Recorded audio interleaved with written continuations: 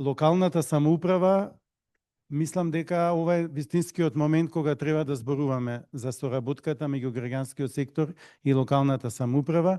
Тука имаме многу интересен состав. Имаме еден сосема нов градоначалник, еден што бил во поранешен мандат и еден што продолжи да биде градоначалник. Имаме од, да кажам, крајните делови на Републиката, имаме од главен град и ќе ни се придружи министерот кој што мораше да задоцни од и му излезе, да кажам, паралелен некаков ангажман, па се извини и рекоа дека ќе задоцнат 20 на минути. Прво да кажам дека како овој настан се вклопува во целите на програмата Civica Mobilitas, од која што сме најголем дел од граѓанските организации присутни овде, затоа што целта на Civica Mobilitas е еден силен граѓански сектор, активни граѓани и соработка со властите. Мислам дека, ако добро го цитирам, и премиерот на воведното обраќање кажа, и најдобрата влада и најактивниот граѓански сектор поединечно не можат ништо ако не соработуваат. Соработката ние ја гледаме како единствен начин за да стигнеме сите до граѓаните. И властите работат за граѓаните, и ние работиме за граѓаните, а со соработката тие напори можеме да ги удвоиме. Исто така, еден, да кажам, можеби, еве за гостите, за мене е фрапантен податок дека низ програмата Civica Mobilitas во сите овие години, точно до бројка се поддржани 469 граѓански организации. Најголем дел или голем, сепак би рекол најголем дел не се од Скопје, односно таа регионална дистрибуција секако е главен чинител на Civica Mobilitas, затоа што во сршта е добробитот на локалните заедници, а никој не може да го направи подобро тоа од граѓанските организации кои што работат на локално ниво. Ќе ги представам денешните гости, иако беа најавени веќе со изборот на оваа сесија знаете кои се. Ќе почнам од тие што патуваа подолго. Господја, молам? Така треба. Господја Сонја Стаменкова, старо-нова градоначалничка на Македонска Каменица, со еден мандат пауза. Господин Фисник Мелја, нов градоначалник на Дебар. И господин Александар Стојковски, кој што уште еднаш беше реизбран за градоначалник на Ѓорче Петров, општина од Скопје. Кратко да кажам како ќе работиме. Имаме 1 час, не многу, за толку гости. Ќе ве замолам на почетокот по неколку минутни, максимум до 5 излагања пред се за соработката на локалните власти со граѓанското општество. Ќе кажам малце во воведот што мислиме под соработка. И потоа сите овие овде учесници има можност, можеби 2 недели, да поставуваат прашања онлайн, што би сакале да ги гостите да ги одговорат. Па имаме една синтеза во 2-3 прашања на тие нивни прашања и потоа присутните ќе можат да прашуваат и натаму како ќе тече дискусијата, може ќе дојде некое неочекувано прашање кое што и не сме го планирале. Кога зборуваме за соработка, пред се мислиме на партнерство.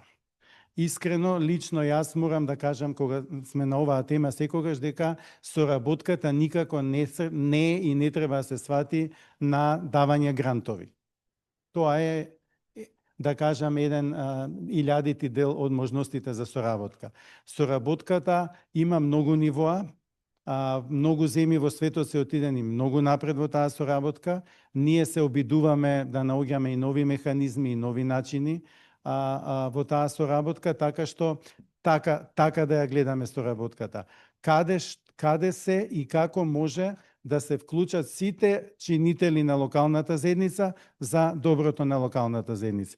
Локалната самоуправа е само еден чинител на локалната заедница. Би рекол не е ни најважен. Туку е еден чинител, граѓанскиот сектор, бизнис секторот и сите други внатре што можат да придонесат на овој или на оној начин. Од давање услуги, од спроведување некакви активности, од управување со јавни простори и така натаму. Сигурно вие ќе имате да ни кажете примери, што сте правеле и што планирате да правите од тој аспект.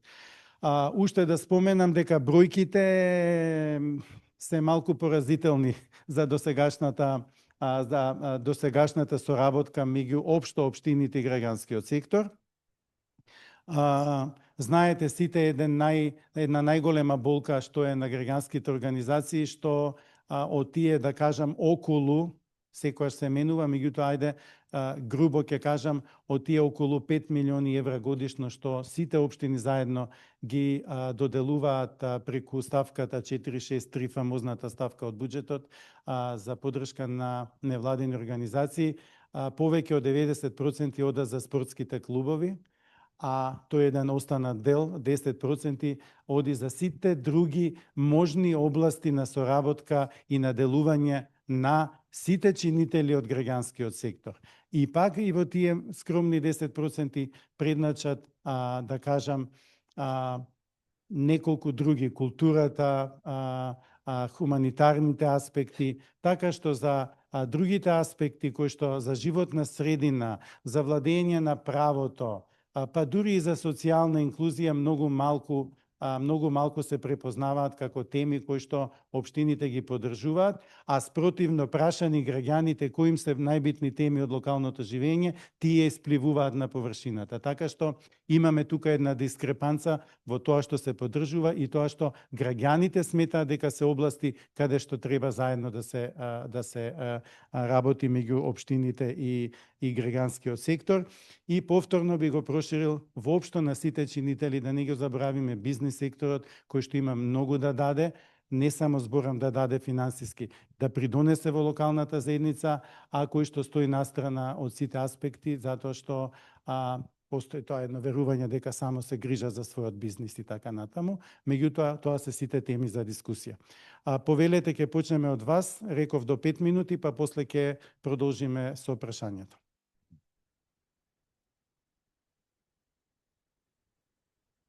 Добар ден од мене, веќе Герман не представи, јас сум Сонја Стаменкова, реизбрана со еден мандат пауза за градоначалничка на Македонска Каменица, на условно кажано, сегде кај да ме прати епитетот на најбогатата општина во државата.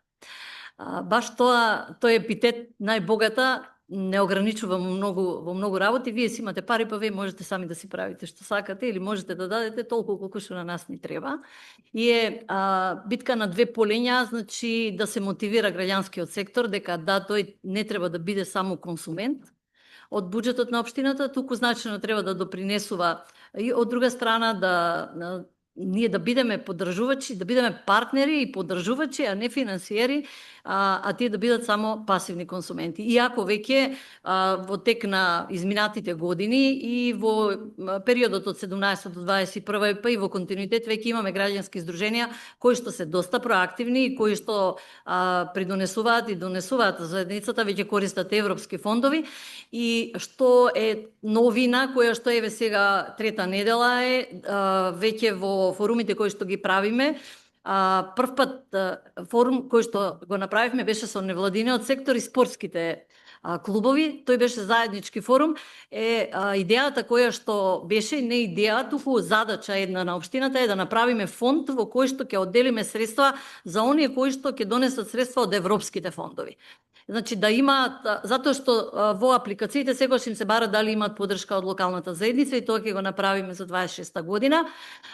И едно уште нешто кое што мене лично ми пречеше и нас како тим е дека средства да се делеа баш онака како што спомна модераторот, спортските клубови трошеа најмногу. Сега малце е сменета ситуацијата. Веќе оваа година планираме знатно средства за граѓанскиот сектор, затоа што еве во петок се одржува еден од можеби за кратко време поголемите фестивали, Јаков од камена река, тој е првиот печатар во Македонија и е од доста голем размер, им треба ептен поддршка од заедницата, така да се изискува потребата да го зголемиме буџетот за граѓанските организации, а додека спортот од друга страна бара исто така голема поддршка, ама кога ќе спомнеме дека ние треба да изготвиме правилници каде што праведно ќе бидат доделени средствата, а не на нас толку ни треба, наидуваме на отпор и сега наша задача е тоа да го избалансираме. Несомнено е дека граѓанскиот сектор е тој што кој будно ја следи нашата работа, придонесува кон развој, е и критичар, но и поттикнувач. Од друга страна, на форумските сесии, обраќањето и нашето барање да бидеме активни чинители и активни партнери во кои што взаемно ќе си помагаме е и да ги мотивираме граѓанските организации на зголемување на сопствените капацитети и сопствената способност, каде што ние ќе бидеме нивни партнери, но не и нивни целосни финансиери. Многу има да се зборува, јас ќе се заблагодарам што имам можност да ги споделам нашите локални перспективи и да споделиме искуство, и јас да црпам искуство, но и вие да слушнете што е тоа што ние како микро општина, мала општина го правиме за граѓански организации. Ви благодарам.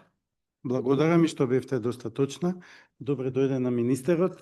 Дојде порано него што рече дека ќе задоцни и благодариме и за тоа. Само што почнавме, прва беше господјата Стаменкова. Би одвел две работи, сите ги слушнавте, дека има можеби една од ретките општини што одвојува фонд посебен. Тоа се најави и на државно ниво од премиерот и од мислам генералниот секретар, дека ќе се формира таков еден фонд за кофинансирање на средства за граѓанските организации што веќе имаат обезбедено средства од европски и други фондови што што вклучуваат такво кофинансирање, и тоа уште за следната година. И околу спортот, нашата, да кажам, заложба не е да не се дава пари на спортот, туку барем одвоено да се прикажуваат колку средства се даваа за спортот, а колку за другите граѓански, за да се знае, бидејќи како една основа за подобрување понатаму. Благодарам многу. Следен ни е гостинот од Дебар, градоначалникот Фисник Меља. Повелете.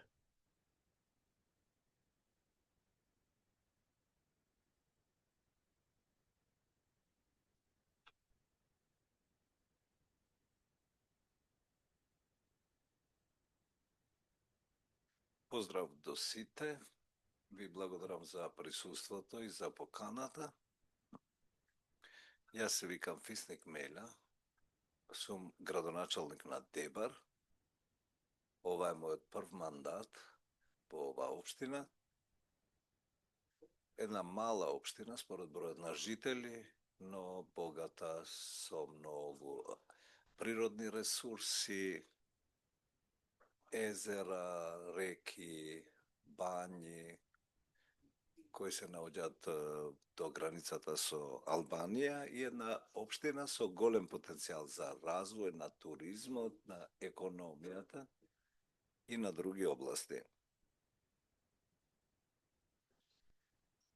Иако ова е мојот прв мандат, јас сум имал искуство во Советот на општината 2017-2021 како општински советник, значи и запознаен сум со сите процеси и стратегијата која што ја развила општина Дебар досега.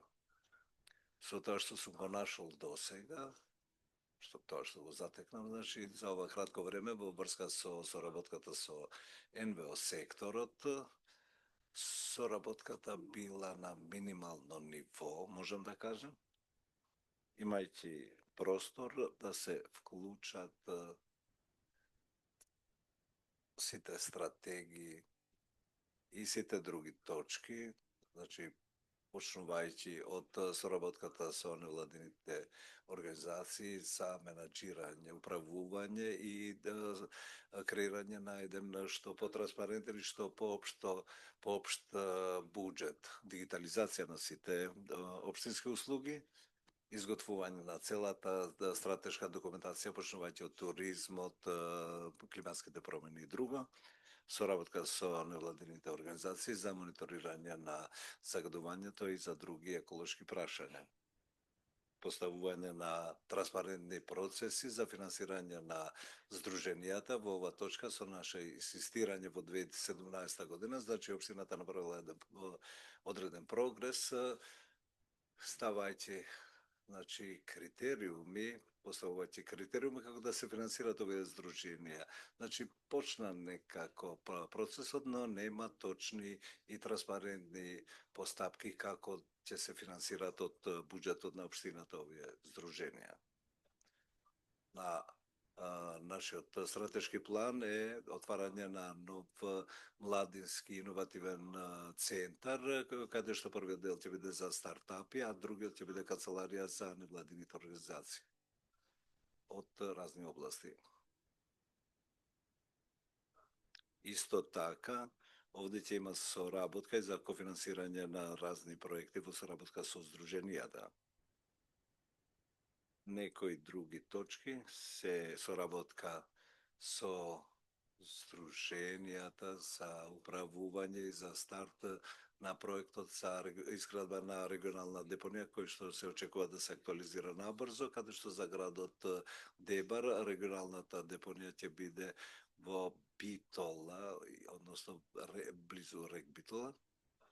Исто така многу битно е во нашиот план што сме предвидели една долгорочна стратегија за локален туризам и клучни партнери во оваа стратегија ќе бидат невладините организации.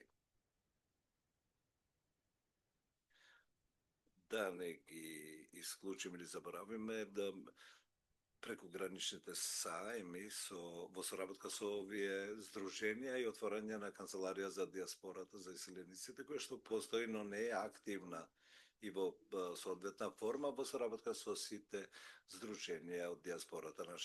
Нашиот град има многу силна диаспора, посебено во Њу Јорк, Америка, но и во други европски земји. Јас доаѓам од IT индустријата, каде што еден акцент многу значаен ќе ставам на иновациите и изготвување на апликативни иновации. Сме имале како Клим Дибра и Дибра One, претежно за екологија, но ќе креираме и нови апликации кои што ќе бидат олеснување за сите услуги за граѓаните. Ви благодарам.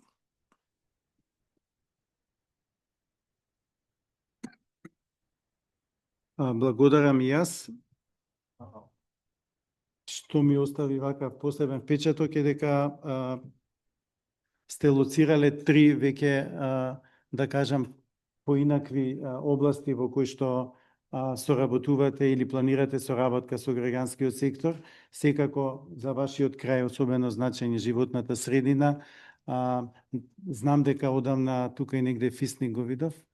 Знам дека одамна невладините организации во Дебар работат околу лоцирање на загадувањето и така натаму. Регионалната депонија од големо значење, значи животната средина, младите, меѓутоа не само како да кажам, почитување на законската обврска да се отвори центар за млади, туку веќе со некаква идеја тоа да има и стартап внатре дел и така натаму, значи се гледа некако перспективно и локалниот туризам исто така, па тоа споено со тие иновации што ги кажавте од вашата струка, навистина барем во Европа има многу такви и можности за дополнително финансирање и на општината и на граѓанските организации, кои ќе се спојат тие локални активности, особено спојување на иновациите со туризмот. Така што има многу примери од Европа што би можеле да се искористат. Ви благодарам. И да не заборавам зборот стратегија, затоа што тоа што недостига во сите општини е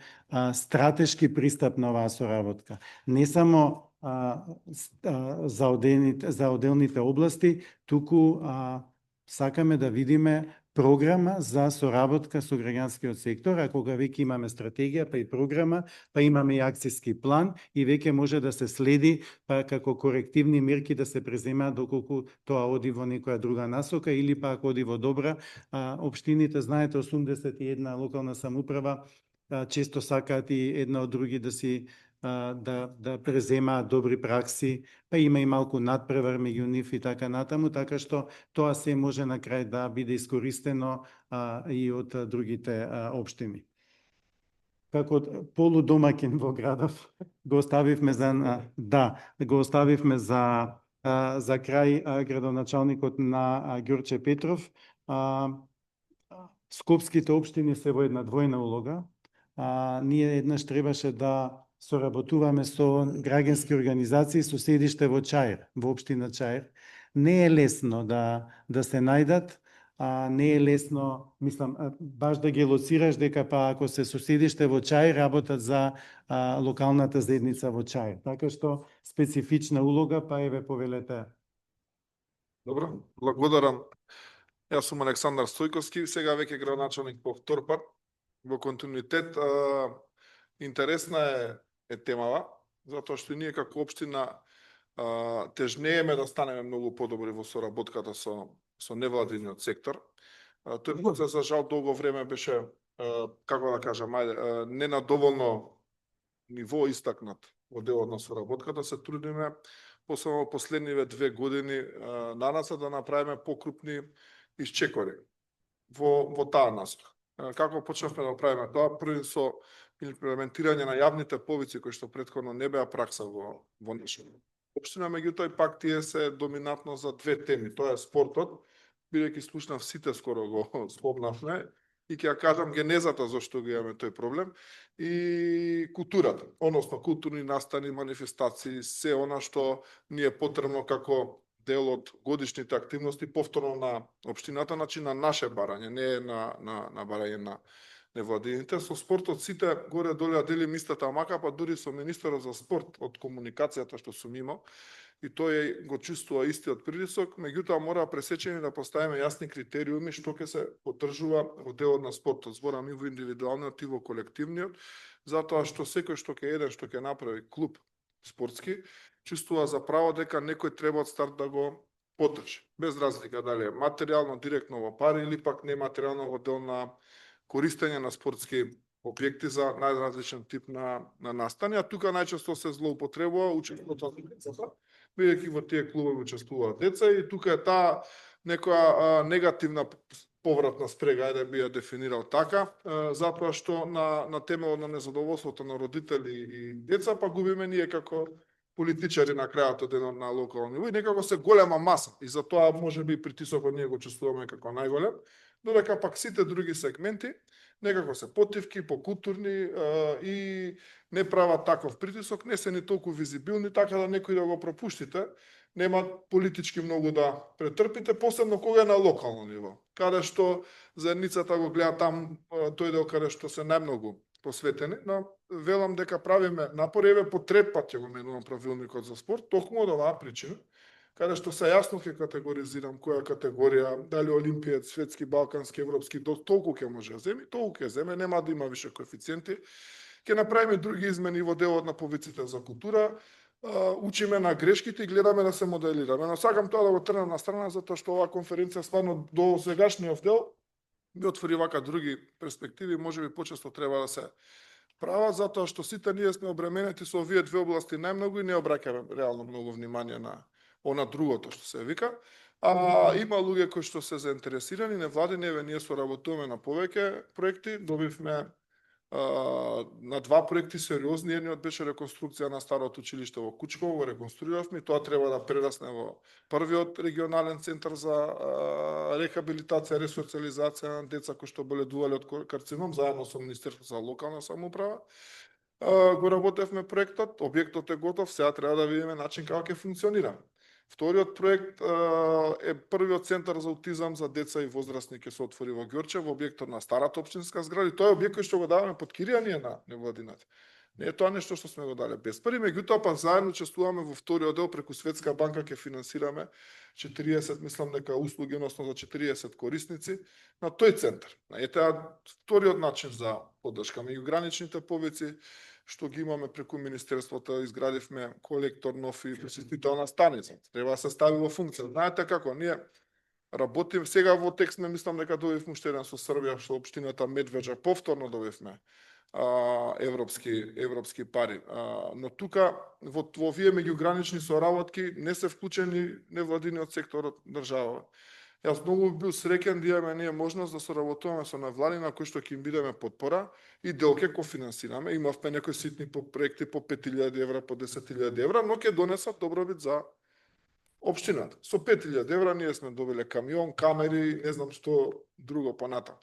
Мора да имаме заеднички интерес на крајот од денот. Парите не се толку битни, барем не за нас во моментов, затоа што скоро го на 2 пати го имаме зголемено приходот и буџетот како општина. Сме многу поликвидни од тоа што сме били и пред 2 и пред 4 години. За нас е многу корисно да имаме јак граѓански сектор кој што ќе ни понуди услуги кои што веќе ние самите не сме со капацитет да ги понудиме на граѓаните, а и тоа ќе биде дополнителен проблем во иднина. Бидејќи ние факт е дека слабееме со човечкиот потенцијал, за жал, ради сите тие демографски процеси кои што се случуваат, барем мојот впечаток е така, може да ме коригирате било кој. И ние мора да се ослониме на аутсорсинг на нашите услуги во иднина. Како што имаме за грижа во домот, за пензионери, еден куп социјални услуги кои што ги има, ни требаат стабилни партнери кои што ние би ги кофинансирале, меѓутоа ќе пружаат услуги за нашата локална заедница. Истото и со децата, но сакам да искажам еве на како идеја или како можност, не знам дали постои, ние мора да имаме национален регистар на проекти. Како што ги има Европската унија, мислам дека нешто слично има. Зошто го говорам? Од сите области се случува невладини организации да аплицираат на различни места и со истите проекти да бараат пари, а ние немаме представа. И ќе дојде во Ѓорче, ќе бара пари, ќе ми рече малце, ми се да, тебе ти со овие 100.000 малце, меѓутоа 100 имаш од Карпош, 100 од Чучер Сандел, што сите граничиме, и мислам дека се сосемно доволно за тоа што го правиш. Сега карикирам, вака нема да ме свати некој погрешно, но треба да постои една таква централизирана база, каде што ќе можеме да гледаме и која невладина колку сработила претходно. Бонитетот незин да го види. Што има позади себе, каков тип на проект. И треба да сме цело време расширени, не да бидеме само на актуелна тема, сега не знам, животна средина била сега поактуелна, сите ќе збориме за загадување, па сите ќе не бомбардираат со предлози како да го решиме загадувањето.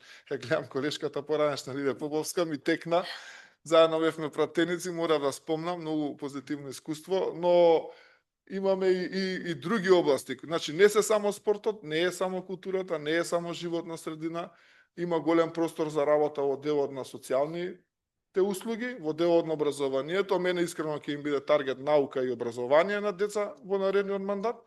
И треба да најдеме начини, како еве поканувам сите што се, да дојдете да соработуваме во општина Ѓорче Петров. Затоа што ова што е вака масовно присутно во јавноста и веќе голем дел како теми се исцрпени. Благодарам. Ви благодарам. Пак неколку работи да сумирам и да кажам нешто што знам околу националните проекти, околу регистарот.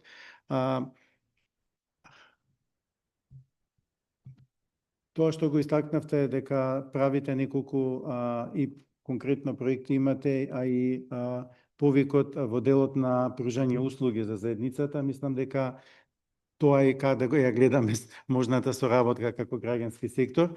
Граѓанскиот сектор има голема експертиза и капацитети во одредени области, така што препознавање на тие капацитети и можност за заедничка за соработка токму во пружање услуги за локалната заедница е нешто што би било така една од поидеалните начини на соработка што ги замислуваме. И таа потпора на граѓанските организации за особено можноста Скопје за прекогранична соработка што ја има.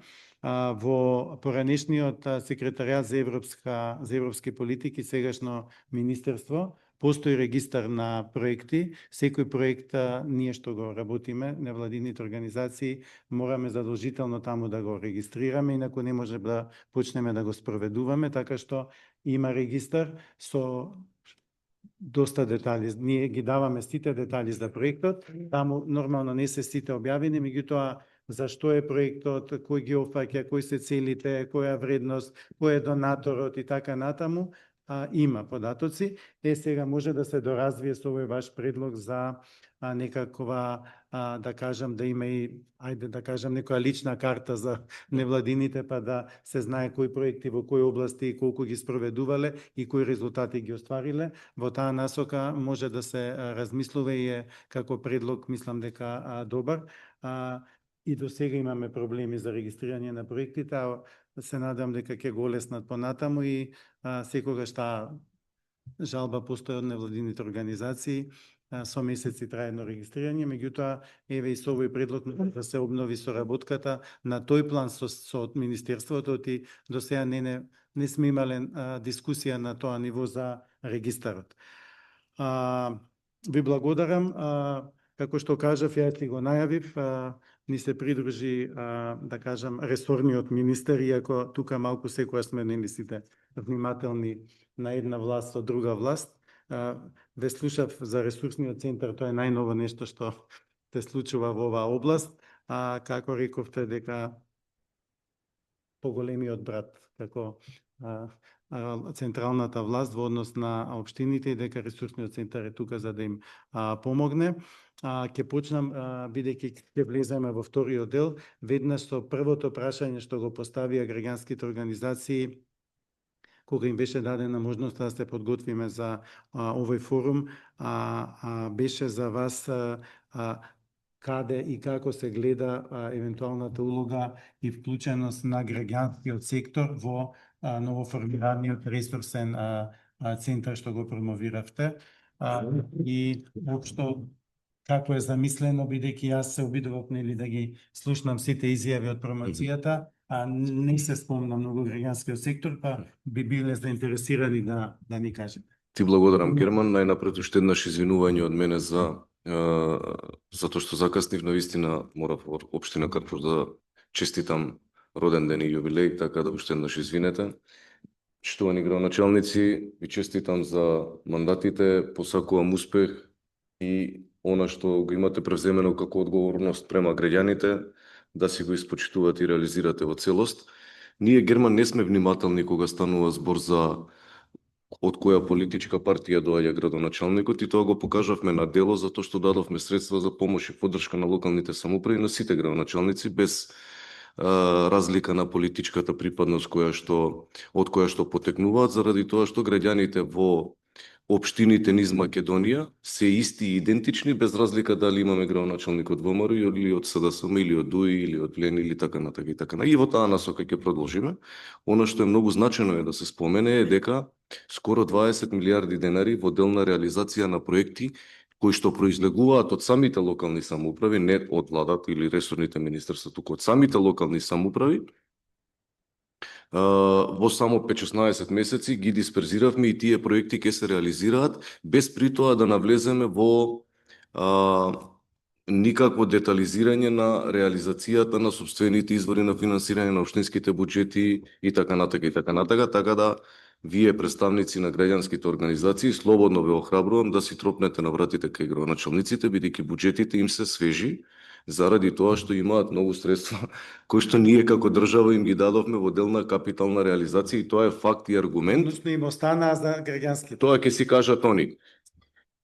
Тоа е аргумент кој што е неспорен. Сега, накратко сакам да се вратам за ресурсниот центар, кој што мислам дека е еден проект кој што навистина многу ќе им помогне не само на градоначалниците, туку пред се на граѓаните, без разлика дали доаѓаат од невладини организации или така натака. Ние ги општо збориме. Зошто е тоа многу битно? Е заради тоа што досега, и ова што го спомена Александар, исто е многу значајно, имавме еден период на, како да кажам, да не бидам погрешно сватен, но имавме еден период на сива зона во делот на реализација и имплементација на проектите. Проектите кои што се реализираат, без разлика дали со донаторски средства, сопствени извори на финансирање, државен буџет и така натаму, меѓусебно не комуницираат еден со друг.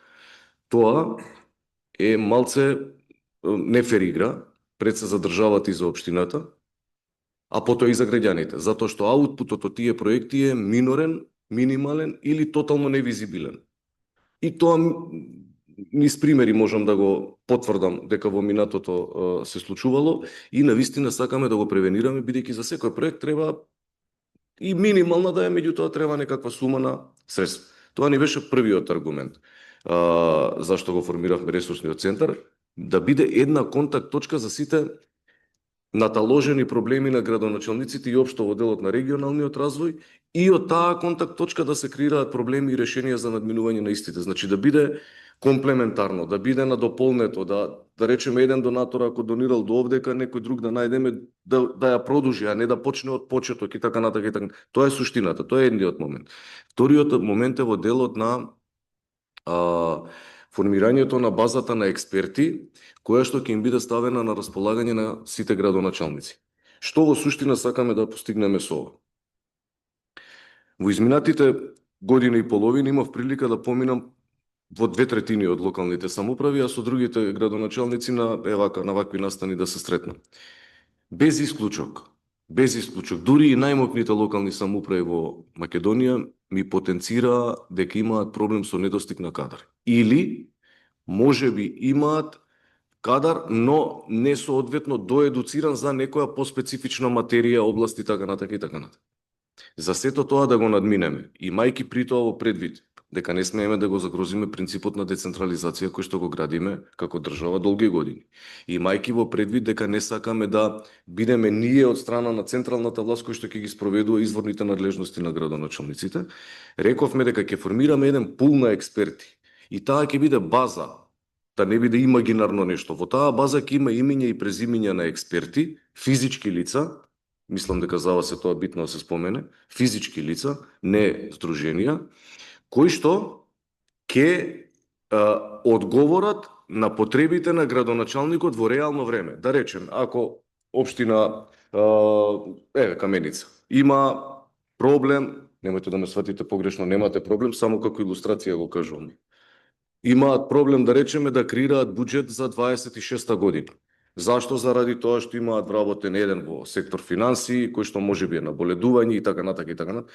Реално ќе им треба некаква помош и поддршка од некаква експертиза за тоа да се надмине. Преку дигитална алатка аплицираат, ние правиме по строго утврдени критериуми од која област им е најсоодветен, кој треба да дојде, колку би требало да биде времето на ангажманот и така натака и така натака, и физички им го праќаме во општина да им ја помогне во завршувањето на работата. Без при тоа да ги оптоваруваме нивните финансиски буџети. Значи, ова е еден механизам, морам да се пофалам, во Европа нема ваков пример, кој што би требало да ги субституира сите аномалии кои што се најизразени во рамки поготово на помалите локални самоуправи. Таму имаме стварно сериозни проблеми. Ќе ви кажам дека имаме општини кај што немаме вработен управник. А истите ингеренции ги има како градоначалникот на град Скопје. Ако сакаме да го задржиме едностепениот систем на локална самоуправа, за кој што јас сум поборник, мораме да работиме вакви работи. Така да, Герман, сите овие луѓе овдека со име и презиме можат слободно, и замолувам и препорачувам до сите да ја расширите оваа вест, секој кој што има некаква експертиза од изворните области на градоначалниците кои што се опишани во Законот за локална самоуправа. Ве молам, онлайн на аплицирањето, аплицирајте што е можно повеќе луѓе да имаме на располагање, тоа е подобро за општините, не за нас. За општините, ако зборам за општините, тоаш мислам и на граѓаните. И уште една работа, секако за тоа има финансиска надокнада која што ќе се плаќа по учинок, нема да биде паушално. Мислам дека одговорив на прашањето. Благодарам. Имам уште неколку прашања од колегите што ги поставувале, ама мислам дека е време да ја вклучиме публиката и гостите, а после ќе ги прашам едно или две се однесуваат повторно за министерот, па да земеме малку здив, ќе земеме неколку прашања, па ќе продолжим. Јас сум Савка Тодоровска од Националната СОС мобилна линија за жени жртви и родово базирано насилство и при Националниот совет за родова рамноправност. Прво да ве поздравам, особено до присутните градоначалници, а посебно до жената градоначалничка, која што е наша програма.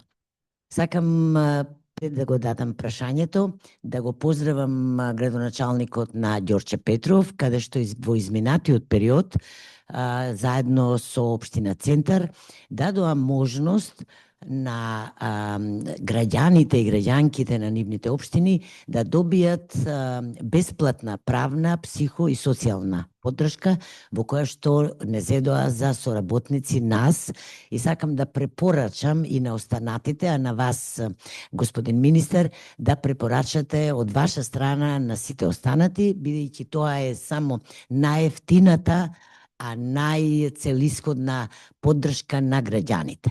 И во тој контекст, уште едно само прашање, за родово одговорното буџетирање, нигдека никој не го споменува, а особено сакам да го споменам ја, оти нема сега да кажувам што е родово одговорно буџетирање, вие сигурно сум, а и присутните знаат. Во последниот месец работиме на родово одговорно буџетирање во кризи.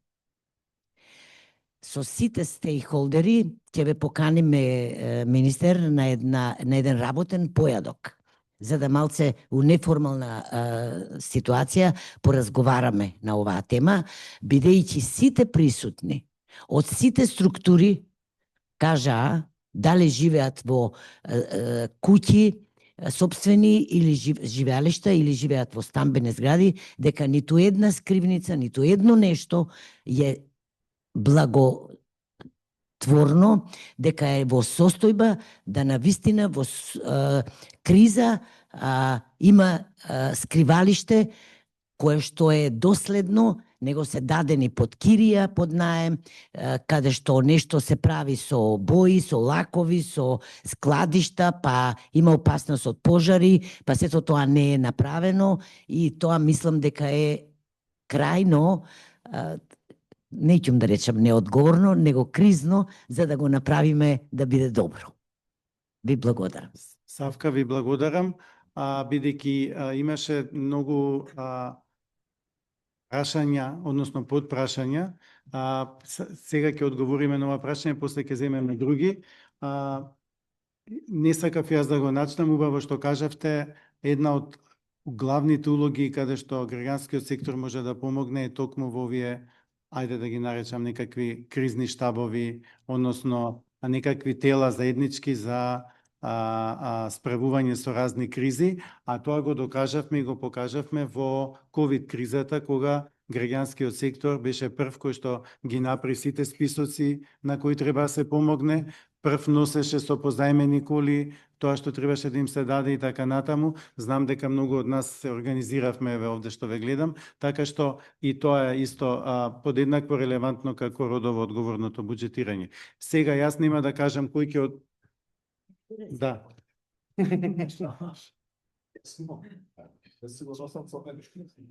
Нема да кажам кој да одговори, министерот побара кратко да одговори, па кој сака може, само ве молам кратко, оти имаме 10 минути, да имаме повеќе простор за прашање. Бидејќи си ја тераме работата, само сакам да кажам дека во предлог измените на Законот за локална самоуправа, кој што оваа влада ги предложи на усвојување во парламентот и за кој што е исцрпена собраниската процедура, значи практично останува да се дообезбеди Бадентер за да се истиот усвои, како извор на нова надлежност на градоначалниците во иднина ја ставаме обврската да направат, да создадат еднакви услови за активност, вработување и така натака помеѓу мажите и жените. Тоа е, можеби не сте имале прилика до сега да го видите, но гледам дека ви доминира меѓу невладината, па ако гледавте, добро е да го споменевте, нели? Ке се согласевте. Благодарам. Повелете. Благодарам. Може Да.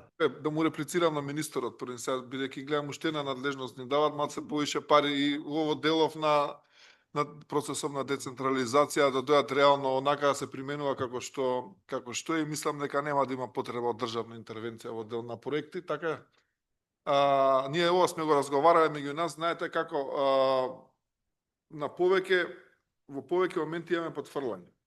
И на место е ова господјата Савка што го кажа, сега ние мачиме буџети вака да ги создадеме, родово балансирани или како и да беше, ја стално се шегувам на таа тема, знам дека е осетлива и дека треба да се применува, впрочем сите апликации кои што ги правиме спрема надворешните донатори, не се родово балансирани, ни бара таму да точно потврдиме колку процент мажи и жени ќе имаат корист од проектите кои што ги работиме. Немаме, еве, и ние сме сериозна општина и добро мислам дека сме екипирани во поголем дел, па немаме капацитет целосно да го спроведеме тоа до крај, ниту пак имаме знае како да го спроведеме тој момент. И еве, во тој дел можеби граѓанскиот сектор би можел да ни помогне понатаму. Да, не имавме соработка со вас во еден дел, таа соработка повторно е предвидена да продолжи со новиот буџет, тоа е само еден сегмент, а и она исто се согласува со нефункционалноста на скривниците. Имавме ние допис од страна на надлежните ДЗС или БА Центар за управување со кризи, имавме допис, но не сме ние во состојба да направиме целосно таа контрола, бидејќи повторно ни се префала надлежност некоја, која што е апансас. Да кажам, како што беше моментот со трагедијата во Кочани, кога сите се разлетавме да проверуваме хидранти, а ние немаме надлежност да проверуваме хидранти. Чисто за да не ни замерат луѓето дека ние не сме превземале ништо. И во држава се прават многу такви работи, кои што за жал не се системски или се изнудени од одредена ситуација и ние поминува времето, пак немаме решение, пак се продолжуваме по она како што било претходно. Ви благодарам. Имаме две повелете, па после и госпоѓа Ѓунер, па ќе одговориме на двете заедно. Благодарам, Лилјана Поповска од Зелен институт. Едно прашање за министерот, господинот Перински. Предвадена се вратив од годишно собрание на Европското женско лоби, каде што имаме и ние наша членка, како Македонија, и ми беше повторно укажано дека Македонија и Молдавија се единствени земји надвор од Европската Унија, кои што не сме дел од програмата ЦЕРФ и ДАФНЕ, две програми, кои што се специфично, тие се за демократија, пошироко значење имаат за различни проекти, меѓутоа меѓу поспецифичните теми се токму правата на жените. И може ли да проверите, јас проверував пред една година во Министерството за надворешни работи, ми беше кажано дека имаме подпишано и имаме платено што треба таму по 1000 евра или колку се плаќа годишно за да може да учествуваме во проекти, меѓутоа во Европското женско лоби викаат не, во комисијата, во Европската комисија се водите дека не сте дел. И така и се водиме на официјално на програма на ЦЕРФ на програмата дека Македонија има интерес покажано, меѓутоа дека не е дел формален на тоа. Така што би ве молела, ако може да проверите и ако може тоа да се регулира, е премногу мала работа од наша страна, а голема за женското движење. Мислам да сме исклучени, некако непријатно се почувствував дека повторно еве ни негираат дека немаме право да учествуваме. Благодарам. Прашањето до министерот, јас ќе одговорам, затоа што знам во ЦЕРФ сме веќе значи членови и рамноправно со сите земји со ефект од 18 август, не знам која оваа година, да, затоа што ние добивме проект од ЦЕРФ пред неколку дена, да, имаше повици, во повиците, сега малку како се кажам, off topic, повиците ја вклучија и Македонија, бидејќи во Министерството за социјална политика, демографија и млади, така го погодив, ни најавија дека се направени сите предуслови за членство и дека ќе се ефектуира во текот на годинава и се ефектуираше во август, меѓутоа само пред неколку дена Европската Унија во системот тоа го како си тоа го ажурираше системот и Македонија влезе и пишува таму Македонија ЦЕРФ. За втората програма не знам, не сме учествувале, за ЦЕРФ е завршена работата. Да.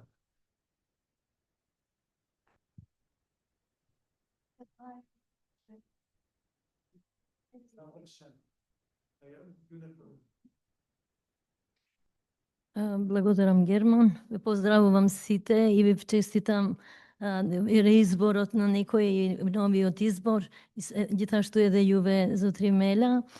Јас би сакала да разговарам околу граѓанското општество повеќе. Како граѓаните да ги вклучиме во креирање на идентификување на проблемите на заедницата, да бидат како сервис на или граѓанските организации и граѓаните да бидат сервис на локалната самоуправа, можда и коректор, а не никако непријател. Така да како да ги развиеме таа соработка, како ние како граѓански организации да ја поттикнеме таа соработка. Токму ова женска граѓан не се представи, јас сум ги унебила женска граѓанска иницијатива Антико. Ние 26 години мрежа на организации кои работиме токму на граѓанските иницијативи, покренување на граѓански иницијативи како неформални групи од нашите целни групи во заедницата. Младите, жените, моментално нели работиме на гласот и учеството на жените и младите во креирање полики и овозможувачка околина за граѓанско општество, за граѓанско учество заправо. И работиме на 3 програми, не е проект, туку 3 програма. Програма за млади, програма за жени и програма за граѓански активизам, како да ги поттикнеме граѓаните.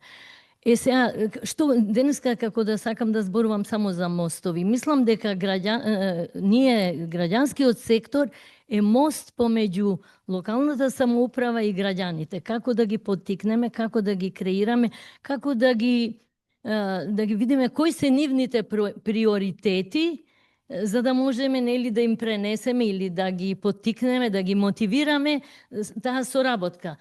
Моментално би сакала само да кажам кои се тие механизми. Ние во почетокот на овој проект направивме истражувања, 3 истражувања во 3 програми, како што ви кажавме. Имаме доста добри искуства. 15 локални самоуправи се вклучија и одговорија на нашите прашалници. Истите прашалници ги поставивме и граѓанските организации, а и на граѓаните преку фокус групи. Така да, сега организираме уште 10 форуми во заедниците. Очекуваме, нели, овие локалните самоуправи или Министерството за локална самоуправа да не поддржи во тоа. Ние имаме одредени, нели, за граѓаните да ги собереме во неколку групи, за да можеме да направиме, да ги идентификуваме тие проблеми. Другото благодарам. Само 5 минути ни земавте, а имаме уште минута 2. Само ова, се извинувам. Работиме на економско јакнење жени. 80 жени веќе поминаа курсеви. Дали може локалната самоуправа да биде таа која ќе ги спои со бизнес секторот? Затоа што слушаме дека навистина има потреба, бизнес секторот има потреба за работници, а тие сега ги завршија курсевите, меѓутоа се уште не нашле некоја работа. Не бараме од локалната самоуправа да биде да им најде работа, туку да ги поврзе со бизнес секторот. Ви благодарам и се извинувам. Благодарам и јас, повеле. Јас ќе се потрудам да бидам многу краток. Заради моето доцнење не успеав да дадам воведен збор. Значи, Министерството за локална самоуправа е задолжено во дел на креирање на правно-нормативна рамка во делот на функционирање на локалниот и регионалниот развој. Тоа е едниот момент. И во таа насока, во делот на предлог измените на Законот за локална самоуправа, веќе сме ви повеќе од пријатели, заради тоа што една од предлог измените на Законот за локална самоуправа е намалување на прагот од 10% на 5% за разгледување на граѓански иницијативи на ниво на совети и општини. Го скративме рокот на одговор на градоначалникот од 90 на 60 дена за било каква граѓанска иницијатива, и она што за мене е многу битно и суштинско и најзначајно, заедно со швајцарската амбасада го препознавме дека треба да влезе во системски закон, дека веќе е зрело, а тоа се форумите на заедниците. Форумите на заедниците во иднина, од која ќе се усвојат овие предлог измени на Законот за локална самоуправа, ќе бидат задолжителна алатка пред носење на било каков буџет, одлука, програма и така натака. Така да, вие ќе бидете тие кои што ќе ги мотивирате граѓаните да се вклучат во рамки на форумите на заедници и заедно со градоначалникот да креирате еден предлог буџет кој што ќе биде наопшто на задоволство на сите, без при тоа да му земате за зло ако оваа година нешто не може да испорача, ќе го расцепкат. Значи, да има фер игра од двете страни на крај на денот.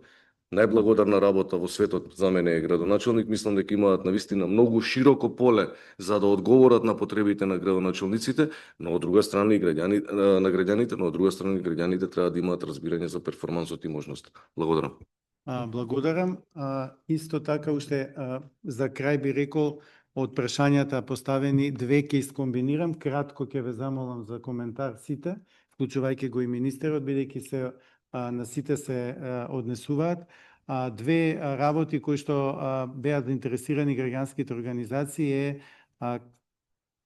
со право дали се гледа унапредување на статусот на местните и урбаните заедници, како основна клетка. Знаеме сите дека беа основна клетка, кога го изгубија статусот, се изгубија и тие во локалниот систем некаде зависи од градоначалникот дали ќе ги повеќе вклучи во таа двонасочна комуникација. Значи, прво за местните и урбаните заедници, дали се гледа подобрување на статусот, и второ, некако надвор на сите, надвор од соработката, ние се останати центрите, регионалните центри за развој, што ги имаме. Прашањата се однесуваат по примерот на други земји од Европа, дали во нивните управувачки структури кои што нели однесуваат одлуки каде ќе се инвестира, каде ќе се вложува, дали е планирано вклучување на граѓанскиот и на бизнис сектор по моделот на Европската Унија, за и тие да носат одлуки за тие стратешки правци на развој на регионите, бидејќи таму учествуваат сите општини заедно. За овие две прашања во едно, ако може, кратко, какви ви се вашите видувања? Повеле. Добро, ние еве сега правиме буџет, имаме средби, мислам 6 или 7 средби на ниво на урбани или местни заедници како што ги е. Зборам територијално, ние немаме официјална таква организација, што тие со закон се престанати да функционираат. Немаме формирано местни заедници во општината и урбани, има некој стар правилник, меѓутоа сега не знам како би согласиле со законот. Јас лично не гледам потреба од искуство. Зошто ќе го кажам тоа? Сега може да дискутираме тука. Затоа што и во минатото, пред 15 на години, кога сум бил дел од Советот, сум имал искуство со урбани, со местни заедници, најчесто беа окупирани од една интересна група на луѓе и повторно местните не беа достапни за сите или пак да пројде некоја идеја погоре. Ние имаме сега современи средства за комуникација, преку кои што може да ни се обратат граѓаните директно на нас. Најавуваме, правиме распоред на средби. Сега почнавме, лани ја немавме таа пракса, затоа имавме и забелешка во делот на транспарентност, сега се пробуваме да се подобриме, ги почнавме да ги правиме, па ќе правиме и граѓански буџети, се она што треба, но лично мислам дека вака првично е добра идеја да ги има, но кога ќе има понатаму и тие треба да се уредуваат и треба да има некоја тежина. Сега ние тие ќе ги направиме и што? Само утре ќе доаѓа некој ќе мафта, јас сум председател на местна заедница, ти треба ова да направиш, мислам, има не такви примери. На крајот непознавањето, еве и нема таков ни интерес. Најавувам унапред, ти обично што најмногу критикуваат на Facebook или нека ни оставаат сегде пораки, најчесто не се ни присутни на средбите. И повторно се исти луѓе, јас каде што дам, сега исти луѓе гледам дека се појавуваат. Благодарам. Има различни искуства по општините. Во мојата, ако прегори сијалицата во општина, пријавуваш во местната заедница, утредента веќе е сменета, така што има различни искуства. Не, тоа е зборам за автокоманда во Газибаба. Таму функционира идеално местната заедница.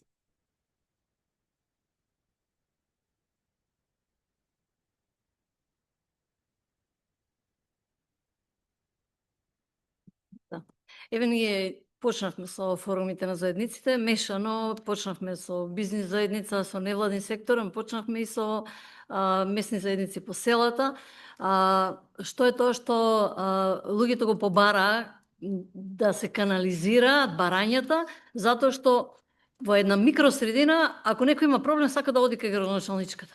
Не, ја викам, не сакам преку председател, сакам лично да се видам, затоа што и еден најмал проблем, мора да стигне до градоначалничката, меѓутоа стануваат свесни дека не може во тој обем да се одговори на нивните барања и си сакаат некој кој што ќе биде одговорен и преку кој ќе се канализираат сите тие потреби и барања.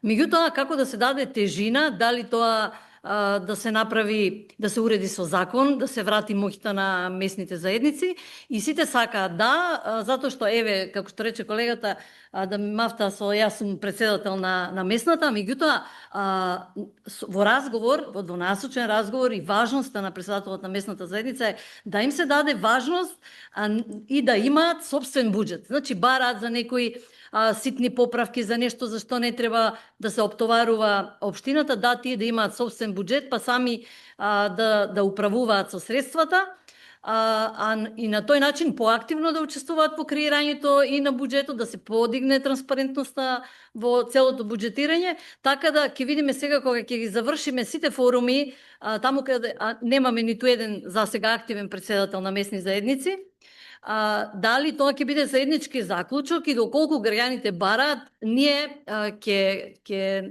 избереме, тие ќе се изберат. Значи, тие ќе се изберат председатели. Има заинтересирани жени кои што сакаат да бидат, мотивирани од тоа дека ако ти можеш. Да. Сега, видете, и секако по тоа што го видовме на терен ќе имаме мешан состав на председателки на местни заедници и урбани заедници. И уште нешто што сакав, одземаме време, ама многу на брзина. Ни датоа до 3:10. Така. Околу родово одговорното буџетирање ние финансиравме, дадовме поголема поддршка на женските спортови. Знаете дека бевме шампионки во кошарка, шампионки во женски фудбал и од таа страна машките здруженија се најдоа некако загрозени. И тоа е родова еднаквост. И тоа е родове, па треба да внимаваме и на таа, па да малце, да. Така да, во однос на местните заедници, ако тоа е барање нели на малите местни заедници, дека тие поактивно би учествувале и би ги кажувале своите потреби и би биле слушани преку председателите, ни тоа ќе го направиме во најбрз можен рок. Ви благодарам. Ви благодарам и вас. Повелете. Заедници, јас како што кажав на почеток, ова е прв мандат и времето ќе покаже во иднина дали ќе профункционира овој начин на соработка, но моментално почнавме со соработка со местните заедници, претежно од селата. До сега се многу активни, се вклучуваат во сите процеси и сме имале одлична соработка. Но ова не мора да значи дека нема да бидат групни интереси или во едно село ќе функционира како што треба, а во другото не. Значи, моментално ваква практика правиме, но во тек на времето ќе видиме дали или до година на овој начин или нема да функционира. Фала. Министре, повелете и со тоа ќе завршиме. Ќе бидам многу краток. Мислам дека дилемата беше овде да не е дали има потреба од местни заедници, туку формата на местните заедници. Дали ќе имаме правни субјекти или ќе имаме местни заедници како да речеме здружение на граѓани или граѓанска иницијатива или нешто слично.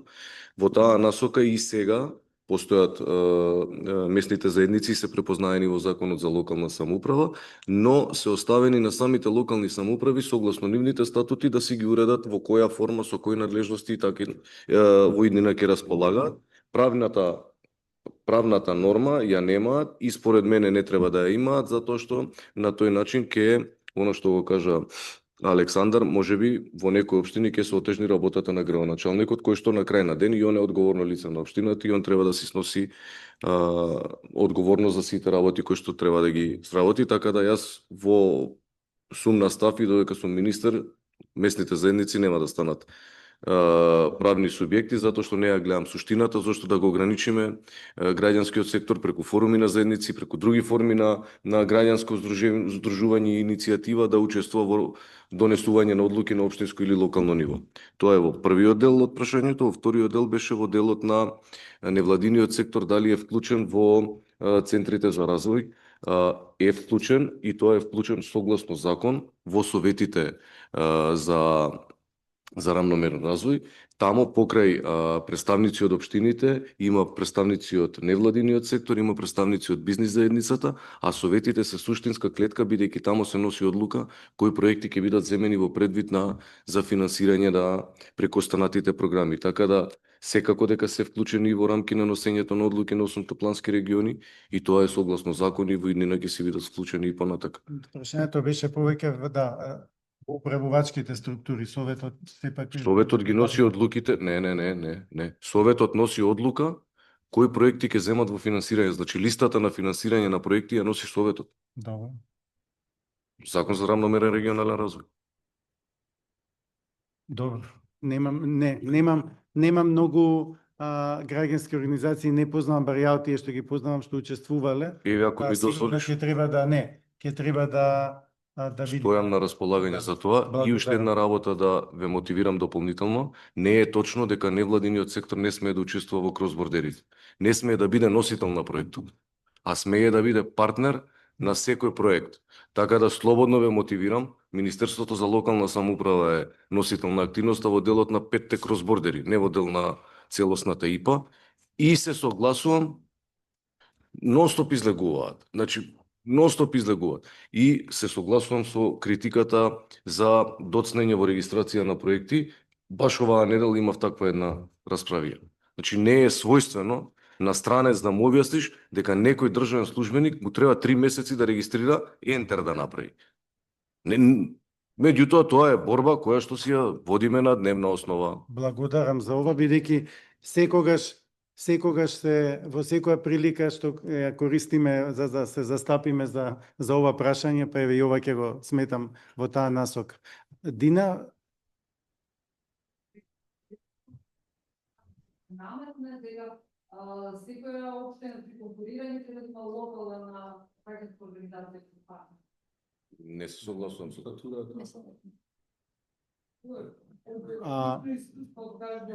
Ама има и други лични искуства, Дина. Други... Се извинувам, ти влета во збор. Има и други лични искуства кои што имаат други искуства. Не оди таа работа.